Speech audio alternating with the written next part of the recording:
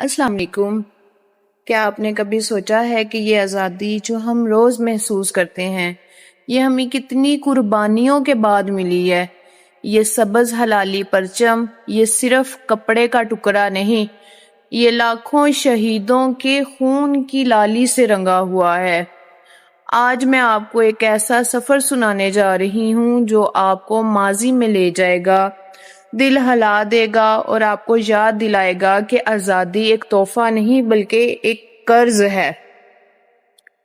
1940 کا سال، لاہور کا منٹو پارک، قرارداد پاکستان، ایک ایسا لمحہ جب مسلمانوں نے فیصلہ کیا کہ اب ہم اپنی منزل خود بنائیں گے۔ یہ صرف ایک سیاسی فیصلہ نہیں تھا، یہ ایک ایمان تھا، ایک وعدہ تھا کہ ہم اپنی نسلوں کو آزادی دیں گے۔ علامہ اقبال کے خواب، قائد اعظم کی قیادت اور مسلمانوں کی دعائیں، یہ سب مل کر ایک امید کی چنگاری بنے۔ لیکن یہ چنگاری صرف لفظوں سے شعلہ نہیں بنی، اس کے پیچھے قربانی تھی، خون تھا، آنسو تھے۔ 14 اگست 1947 ہم نے آزادی حاصل کی، لیکن اس کے پیچھے ایک قیامت کا منظر چھپا تھا۔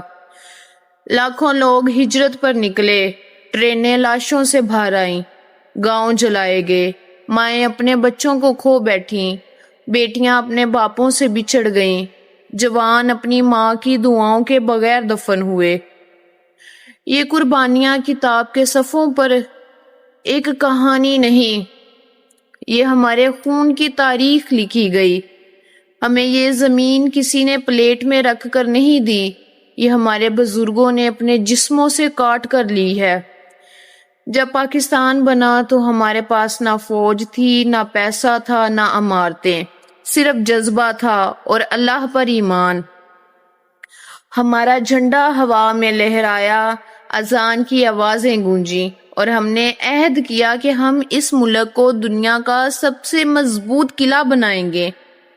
آج 78 سال بعد سوال یہ ہے کہ کیا ہم نے اپنے شہیدوں کے خواب پورے کیے؟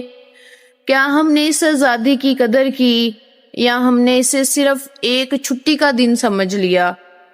آزادی صرف جھنڈا لہرانے کا نام نہیں، یہ ایمانداری ہے، محنت ہے، ایک دوسرے کے حقوق کا خیال ہے اور اپنے وطن کے لیے قربانی دینے کا عزم ہے۔ میرے نوجوانوں، پاکستان تمہاری امانت ہے، یہ تمہارے بازو، تمہاری تعلیم، تمہاری محنت سے آگے بڑھے گا۔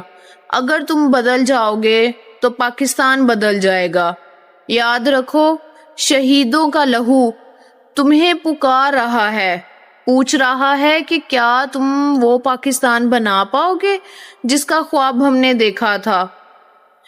آج جب ہم جھنڈا لہرائیں تو دل میں یہ عہد کریں، میں پاکستان کو اپنی آخری سانس تک سنبھالوں گا، اس کی عزت پر آنچ نہیں آنے دوں گا اور اسے وہ بناؤں گا جس پر میرے شہیدوں کا فخر ہو۔